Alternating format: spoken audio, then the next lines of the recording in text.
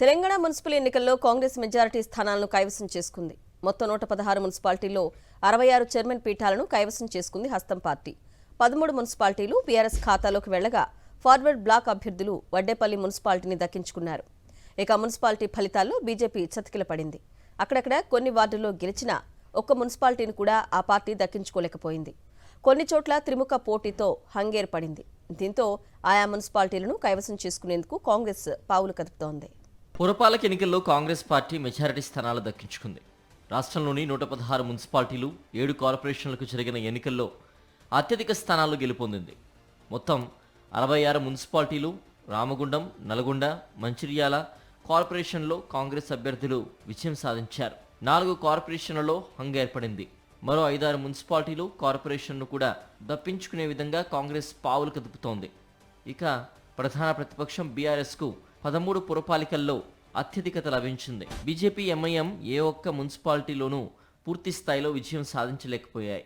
కరీంనగర్ కార్పొరేషన్లో మంచి ఫలితాలు సాధించిన కమలం పార్టీ పీఠాన్ని సొంతంగా కైవసం చేసుకోవడంలో వెనుకబడింది. దాదాపుగా 36 మున్సిపాలిటీలతో పాటుగా మహబూబ్ నగర్, కరీంనగర్, నిజామాబాద్, కొత్తగూడెం కార్పొరేషన్లో హంగ్ ఏర్పడింది. ఎంఐఎం, సిపిఐ, సిపిఎం అభ్యర్థులతో పాటుగా స్వతంత్ర అభ్యర్థులు పలు వార్డుల్లో గెలుపొందారు. కొత్తగూడెం కార్పొరేషన్లో అధికార కాంగ్రెస్తో తలపడిన సిపిఐ ఆ పార్టీకి ధీటుగా విజయాల్ని సాధించిన మ్యాజిక్ ఫిగర్ను మాత్రం దక్కించుకోలేకపోయింది. గజ్వాల జిల్లా వడ్డేపల్లి మున్సిపాలిటీలో ఆల్ ఇండియా ఫార్వర్డ్ బ్లాక్ బలపరిచిన తెలంగాణ జాగృతి అభ్యర్థులు ఎక్కువ చోట్ల గెలుపొందారు. కాగా మొత్తం 116 మున్సిపాలిటీలకు గాను కాంగ్రెస్ 66, బీఆర్ఎస్ 13, ఏఎఫ్బి 1 దక్కించుకోగా 36 స్థానాల్లో హంగ్ ఏర్పడింది. ఉమ్మడి మెదక్, హైదరాబాద్ శివారాలో బీఆర్ఎస్కు సానుకూల ఫలితాలు వచ్చాయి. అసెంబ్లీ ఎన్నికల సమయంలోనూ ఆ పార్టీ ఈ 2 చోట్లనే ఎక్కువ స్థానాలు రాగా 26 నెలల తర్వాత జరిగిన ఎన్నికల్లోనూ కొంచెం అటు ఇటుగా అవే ఫలితాలు వచ్చాయి. అయితే అప్పటి ఎన్నికల తరహాలోనే గ్రామీణ ప్రాంతాల్లోని, జిల్లాల్లోని, పట్టణ ప్రాంతాల్లో బీఆర్ఎస్కు ఫలితాలు రావడం గమనార్హం. కరీంనగర్ కార్పొరేషన్తో పాటుగా నారాయణపేట్, నిర్మల్, ఖానాపూర్, కాగజ్ నగర్ తదితర మున్సిపాలిటీలు, నిజామాబాద్, మహబూబ్ నగర్ కార్పొరేషన్లలో ఆ పార్టీకి చెప్పుకోదగిన స్థానాలు లభించాయి. కమలం పార్టీ ఎన్నికల్లో నామమాత్రపు ప్రభావాన్ని మాత్రమే చూపగలిగింది. కొన్ని చోట్ల పార్టీ ఎమ్మెల్యేలు ఉన్నప్పటికీ ఓటమి చవిచూడాల్సి వచ్చింది. వార్డుల వారీగా వచ్చిన సంఖ్యలో గతంతో పోల్చుకుంటే పెద్దగా మార్పు లేకపోవడం, పట్టణ ప్రాంతంలో పార్టీ బలపడుతుందనే సంకేతాలు కరీంనగర్, నిజామాబాద్ మినహా పురపాలికల్లో పెద్దగా కనిపించకపోవడం చర్చకు దారితీసింది. ఏకంగా 40 మున్సిపాలిటీలు, కార్పొరేషన్లలో హంగ్ పరిస్థితులు ఏర్పడిన నేపథ్యంలో క్యాంపు రాజకీయాలకు తెరలేచింది. ఈ నెల 16వ తేదీ వరకు గెలిచిన కౌన్సిలర్లు, కార్పొరేటర్లను కాపాడుకోవాల్సి ఉండడంతో దాదాపుగా అన్ని మున్సిపాలిటీలు, కార్పొరేషన్లలో అన్ని పార్టీలు క్యాంపులు నిర్వహించేందుకు రంగం సిద్ధం చేసుకుంటున్నాయి. మున్సిపాలిటీల్లో ఎక్స్ అఫీషియో సభ్యులుగా పేరు నమోదు చేసుకోవడానికి ఎమ్మెల్సీలు, ఎమ్మెల్యేలు, లోక్సభ సభ్యులు, రాజ్యసభ సభ్యులు శనివారం సాయంత్రంలోగా పేర్లు నమోదు చేసుకోవాల్సి ఉంది. అలా నమోదు చేసుకున్న వారికే ఈ నెల 16వ తేదీన నిర్వహించే mayor, deputy mayor, chairperson, vice chairperson ఎన్నికల్లో ఓటు వేయడానికి అర్హత ఉంటుంది. పురపోరులో కారు మరి కాస్త స్పీడ్ పెరిగితే బాగుండేదన్న విశ్లేషణలు వెలువడుతున్నాయి. 13 మున్సిపాలిటీలను కైవసం చేసుకున్న బీఆర్ఎస్ కాస్త కష్టపడి ఉంటే మరిన్ని మున్సిపాలిటీలను తన ఖాతాలో వేసుకునే అవకాశం ఉండేదన్న అభిప్రాయాలు వ్యక్తమవుతున్నాయి. అయితే పావు వంతుకు పైగా సీట్లలో విజయం సాధించడంపై అగ్రనేతలు హర్షం వ్యక్తం చేస్తున్నారు. కాంగ్రెస్ విపక్షంలో ఉన్నప్పుడు సాధించిన సీట్ల కంటే తాము మెరుగైన సీట్లు సాధించామని బీఆర్ఎస్ నేతలు చెబుతున్నారు. పంచాయతీ ఎన్నికల్లో మాదిరిగానే మున్సిపల్ ఎన్నికల్లోనూ బీఆర్ఎస్ పార్టీ దాదాపు 30% వార్డులు, డివిజన్లను కైవసం చేసుకుంది. రాష్ట్రంలో 116 మున్సిపాలిటీలు, 7 కార్పొరేషన్లలోని 2996 వార్డులకు రాష్ట్రంలో ఎన్నికలు జరగ్గా 781 వార్డుల్లో బీఆర్ఎస్ విజయం సాధించింది. అయితే ఇంకొద్దిగా కష్టపడితే వార్డుల సంఖ్య కనీసం 1000 వరకు చేరేదన్న అభిప్రాయం పార్టీలో వ్యక్తమవుతోంది.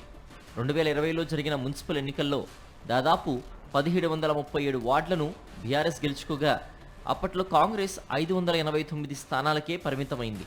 దీంతో అప్పట్లో ప్రతిపక్షంలో ఉన్న కాంగ్రెస్ కంటే ఇప్పుడు తమకు ఎక్కువ స్థానాలు వచ్చాయని బీఆర్ఎస్ నేతలు చెబుతున్నారు. దాదాపు 13 మున్సిపాలిటీలను కైవసం చేసుకుంది బీఆర్ఎస్. మరికొన్ని చోట్ల సింగిల్ లార్జెస్ట్ పార్టీగా అవతరించింది. అక్కడ పొత్తులు కుదిరితే మరికొన్ని పీఠాలు దక్కే అవకాశం ఉంటుంది. అయితే గ్రామ పంచాయతీ ఎన్నికలు పార్టీ గుర్తుపై జరగకపోయినా బీఆర్ఎస్ సానుభూతి పరులు 30% పైగా గెలిచారని, ఈ ఎన్నికల్లోనూ వార్డుల పరంగా చూస్తే 30% పైగా విజయం సాధించినట్లు పార్టీ నాయకత్వం చెబుతోంది. ఈ ఎన్నికల్లో బీఆర్ఎస్ అధిష్టానం పూర్తి స్థాయిలో ప్రచారం చేయలేకపోయిందన్న అభిప్రాయం వ్యక్తమవుతోంది. వర్కింగ్ ప్రెసిడెంట్ కేటీఆర్ కార్నర్ మీటింగ్లు, ప్రచార కార్యక్రమాల్లో పాల్గొన్నప్పటికీ పరిమిత ప్రాంతాల్లోనే పర్యటించారు. పార్టీలో కీలక నేతగా ఉన్న హరీష్ రావు సైతం సొంత ప్రాంతంలోనే ప్రచారం చేశారు. అదే సమయంలో కాంగ్రెస్ తరఫున CM Revanth Reddy, deputy CM బట్టి విక్రమార్క, మంత్రులు, పార్టీ నేతలు సీరియస్గా ప్రచార కార్యక్రమాల్లో పాల్గొన్నారు. మరోవైపు బీజేపీ నాయకత్వం కూడా ఎన్నికల్లో దూకుడుగా పనిచేసిందని అంటున్నారు. కానీ బీఆర్ఎస్కు క్షేత్రస్థాయిలో క్యాడర్ ఉన్నప్పటికీ బడా నేతల ఆర్భాటం లేకపోవడంతో మైనస్ అయిందనే భావన వ్యక్తమవుతోంది. మరోవైపు సిట్టింగులకు సీట్లు ఇచ్చారనే అసంతృప్తి, ఫలితంగా సమన్వయ లోపం లాంటి కారణాలు కూడా బీఆర్ఎస్ వెనుకబడ్డానికి కారణమయ్యాయని జిల్లా స్థాయి నేతలు చెబుతున్నారు. అయితే కేటీఆర్, హరీష్ రావు ప్రాతినిధ్యం వహిస్తున్న ప్రాంతాల్లో బీఆర్ఎస్ పట్టు నిలుపుకోవడం గమనార్హం. ప్రస్తుతం ఎన్నికలు జరిగిన స్థానాల్లో పావు వంతుకు పైగా సీట్లలో విజయం సాధించడంపై బీఆర్ఎస్ అగ్రనాయకత్వం సంతృప్తి వ్యక్తం చేస్తోంది. స్థానిక సంస్థల ఎన్నికల ఫలితాలు సాధారణంగా అధికార పార్టీ ఖాతాలోనే పడతాయని, కానీ పావు వంతు సీట్లు ప్రతిపక్ష పార్టీగా ఉన్న బీఆర్ఎస్కు దక్కడం తమ బలాన్ని స్పష్టం చేస్తోందని కేటీఆర్ స్పష్టం చేశారు. గత ఎన్నికల్లో ప్రతిపక్ష స్థానంలో ఉన్న కాంగ్రెస్ సాధించిన సీట్ల కంటే ఇప్పుడు బీఆర్ఎస్కు ఎక్కువ వచ్చాయంటూ ఇతర నేతలు సైతం సమర్థించారు. తెలంగాణ గడ్డపై జెండా పాతాలని కరలుగన్న కాషాయ దళానికి మున్సిపల్ ఫలితాలు మింగుడు పట్టడం లేదు. సగం మంది ఎంపీలున్న రాష్ట్రంలో జరిగిన లోకల్ ఫైట్లో బీజేపీ ఎందుకు బాగా వెనకబడిపోయింది? ఢిల్లీలో పట్టు సాధించిన కమలం పార్టీ గల్లీ పోర్లో ఎందుకు సక్సెస్ కాలేకపోతోంది? కమలనాథుల లెక్క ఎక్కడ తప్పింది? పురపోరులో బీజేపీ ఆశలు అడియాసలు కావడానికి కారణమేంటి? Watch the story. మున్సిపల్ ఎన్నికల్లో తెలంగాణ కమలనాథుల లెక్క తప్పింది. కరీంనగర్, నిజామాబాద్ మినహా చెప్పుకోదగ్గ స్థాయిలో పర్ఫార్మెన్స్ చూపించలేకపోయారు. గ్రామీణ ప్రాంతాలకు ఆనుకుని ఉన్న మున్సిపాలిటీలో అధికార కాంగ్రెస్ హవా ముందు బీజేపీ బాగా వెనకబడింది. మెజారిటీ మున్సిపాలిటీలు కాంగ్రెస్ ఖాతాలోకి వెళ్లగా బీఆర్ఎస్ 2వ స్థానంలో ఉంది. బీజేపీ 3వ స్థానానికి పరిమితమైంది. కరీంనగర్, నిజామాబాద్ వంటి ఉత్తర తెలంగాణ కార్పొరేషన్లలో బీజేపీ తన పట్టును నిరూపించుకుంది. ఎగ్జిట్ పోల్స్ అంచనా ప్రకారం ఈ 2 చోట్ల బీజేపీ సింగిల్ లార్జెస్ట్ పార్టీగా లేదా నిర్ణయాత్మక శక్తిగా అవతరించింది. పట్టణ ఓటర్లు తమ వైపే నిలుస్తారని బీజేపీ నాయకులు మొదటి నుంచి ఆశలు పెట్టుకున్నారు. రాష్ట్రంలో బీఆర్ఎస్ స్థానాన్ని ఆక్రమించాలని బీజేపీ తాపత్రయపడుతుంది. ఆశలకు తగ్గ స్థాయిలో గ్రౌండ్ లెవెల్ వర్క్ చేయడంలో మాత్రం విఫలమవుతున్నారు. గత అసెంబ్లీ ఎన్నికలతో పోలిస్తే బీజేపీ తన ఓట్ల శాతాన్ని సుమారు 19 నుంచి 20% వరకు స్థిరీకరించుకోగలిగింది. నారాయణపేట, ఆదిలాబాద్తో సహా 6 మున్సిపాలిటీల్లో సింగిల్ లార్జెస్ట్ పార్టీగా నిలిచింది. గతంలో 2 మున్సిపాలిటీకే పరిమితం కాగా ఇప్పుడు ఆ సంఖ్యను పెంచుకున్నట్టు బీజేపీ రాష్ట్ర అధ్యక్షుడు రామచంద్రరావు తెలిపారు. అయితే తాము అనుకున్నట్లుగా ఫలితాలు సాధించలేకపోయామని ఆయన అంగీకరించారు. త్రిముఖ పోటీలో కొంతవరకు కొన్ని పార్టీలకు అడ్వాంటేజ్ వచ్చింది. దానివల్ల ఈ కొద్దిగా నష్టం జరిగింది. అయినా కూడా ప్రతి జిల్లాలో కూడా మాకు ఎక్కడ కూడా ప్రాతినిధ్యం గతంలో లేని జిల్లాలో, ఫర్ ఎగ్జాంపుల్ ఖమ్మం ఒకటి గెలిచినాం మేము, అశ్వరావుపేటలో. కొత్తగూడెం కార్పొరేషన్లో ఎవరు ఊహించలే, కొత్తగూడెం అక్కడ మేము ఒకటి గెలిచినాం. కొన్ని చోట మేము గెలుస్తాం, కొన్ని చోట మేము గెలవలేకపోయినాం. ఈ బీజేపీ నేతలు రాష్ట్ర ప్రభుత్వ వైఫల్యాలను ఎండగట్టలేకపోయారా? కేంద్ర ప్రభుత్వ పథకాలు ప్రజల్లోకి తీసుకువెళ్లలేకపోయారా? లోకల్ కనెక్టివిటీ ఎక్కడ మిస్ అయ్యామనే దానిపై కమలనాథుల్లో అంతర్మథనం మొదలైంది. మున్సిపల్ ఎన్నికల పాఠాలను ఎంపీటీసీ, జెడ్పీటీసీ ఎన్నికల్లో సరిచేసుకుంటారా? గ్రేటర్ హైదరాబాద్ ఎన్నికల నాటికి మళ్లీ పుంజుకుంటారా? వేచి చూడాల్సిందే.